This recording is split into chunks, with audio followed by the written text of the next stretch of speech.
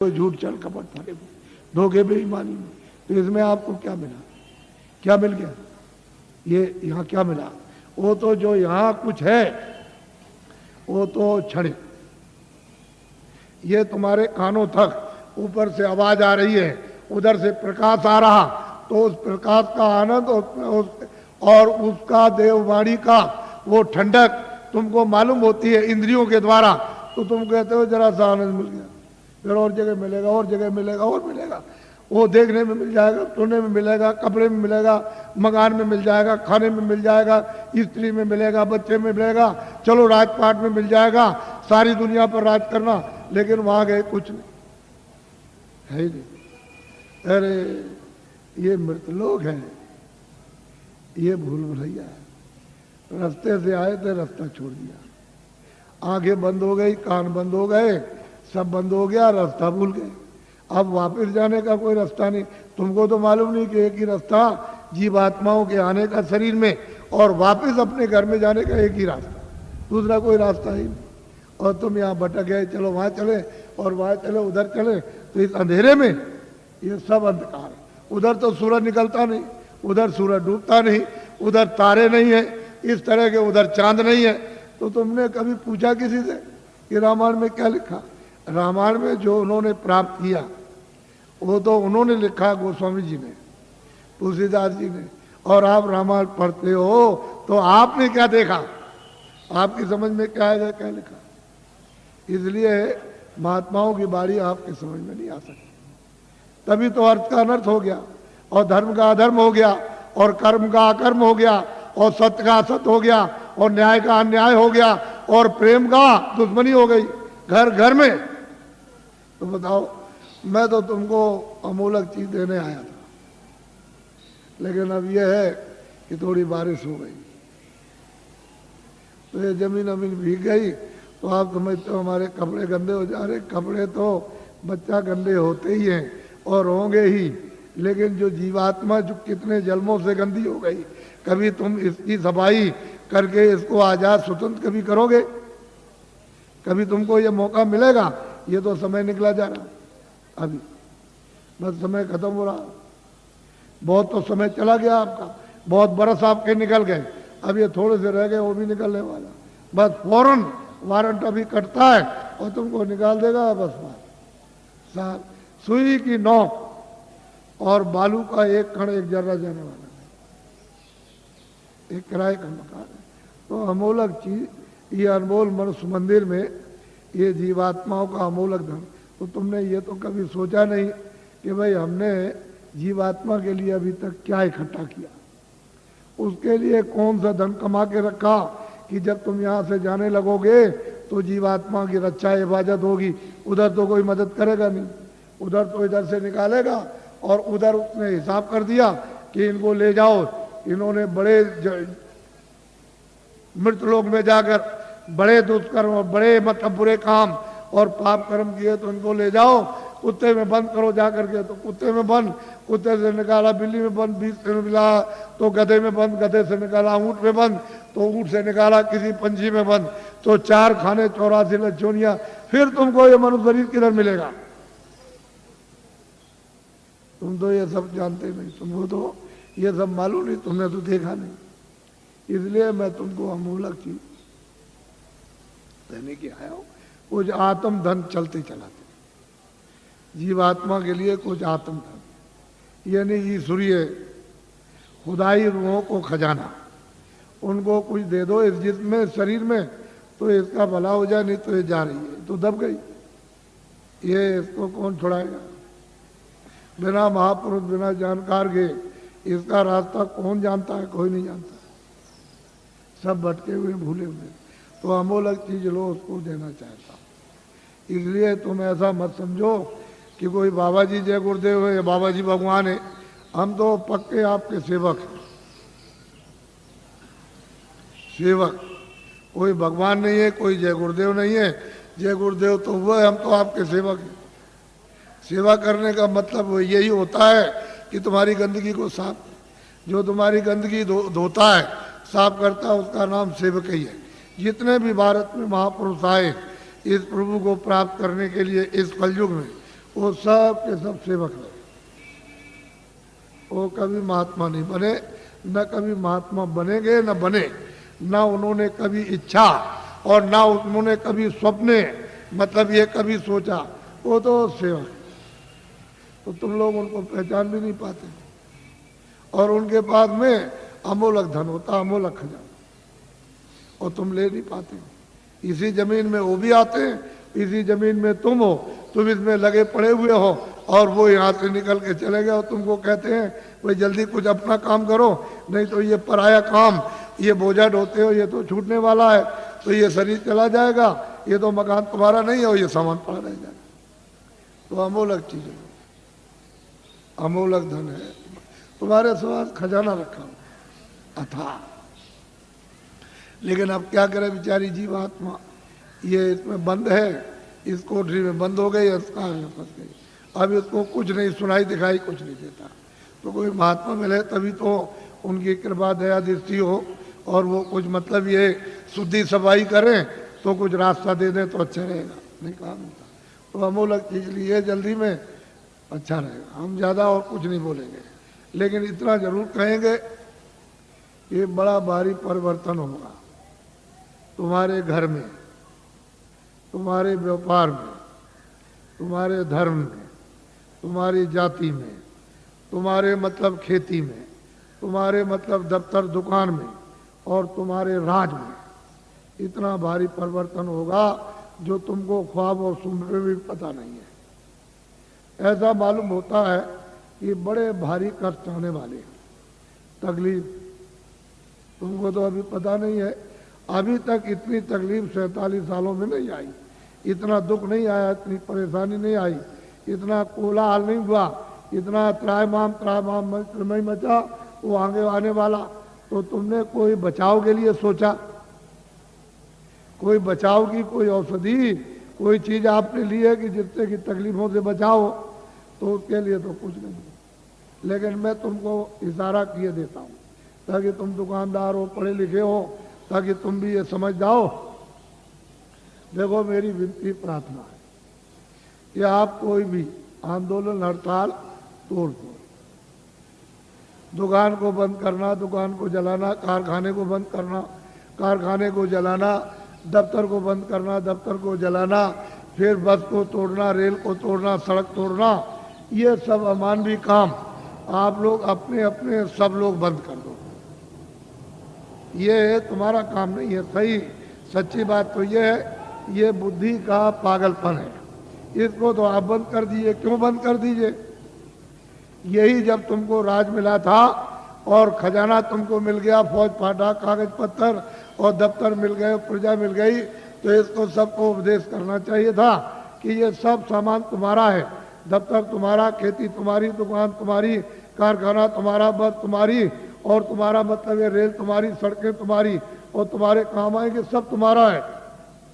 और ठीक भी बात है। अभी मैं रास्ते में आ रहा था तो रास्ता जाम है, तो सड़क तो आप भाई आपकी है, आप आ रहे हो, आपके काम आएगी। तो मतलब इसका मतलब ये नहीं है कि आप नहीं गए उस सड़क पर तो आपके काम आएगी, आप 2 दिन बाद जाओगे तो सड़क जाम हो जाएगी। तो आपको तो ये जानना चाहिए सब चीजें मेरी है।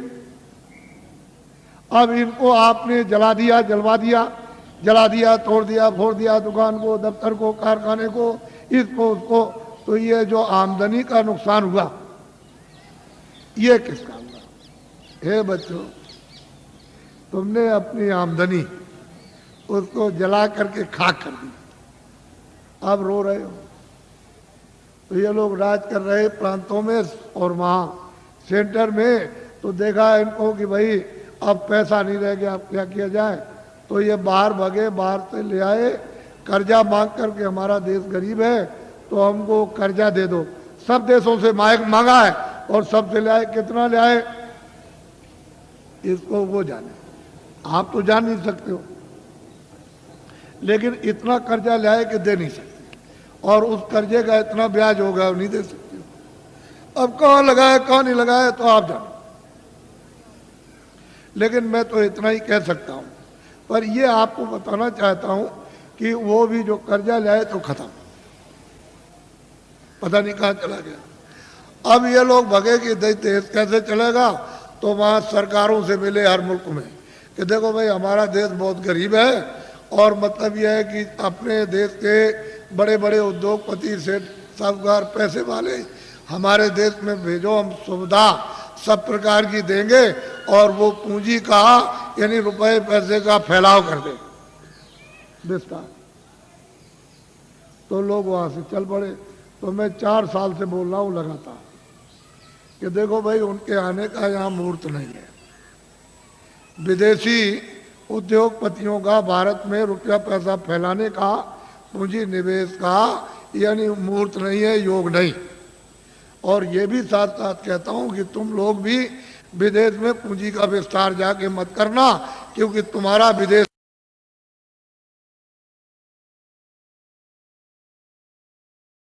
बाहर हो जाएगा, तुम हाथ मलते रह जाओगे। ये हमारी बात को आप लोग नोट कर लो, ये खास बात आपको सुना रहा हूं। अब आप क्या करो कि रुपया पैसा नहीं तो हम भी जानते हैं, हम भी देखते हैं। ऐसा थोड़ी है कि हम पागल हो गए या पागल होके आपको चिल्ला रहे बता रहे। मैं भी जानता हूं ये बात नहीं है, लेकिन ये कहना चाहता हूं कि जितने भी आपके यहाँ सेठ साहूकार छोटे बड़े, उनको इकट्ठा करो और उनसे ये कहो कि हम तुमको सब सुविधा देंगे, तुम कहीं से भी रुपया पैसा ले आओ, तुमसे पूछा नहीं जाएगा तुम कहां से ले आए, और इनकम टैक्स सेल टैक्स इस पर नहीं लगेगा। ये कारखाना लगाओ छोटा बड़ा, 1 साल में या 1.5 साल में, 2 साल के अंदर छोटा बड़ा कारखाना लगा दो। और इतना ही काम आप सेठ साहूकारों को करना है कि जितने बच्चे यानी छात्र स्कूल में पढ़ते हैं इनको नौकरी और काम दे दो, बस इतना ही।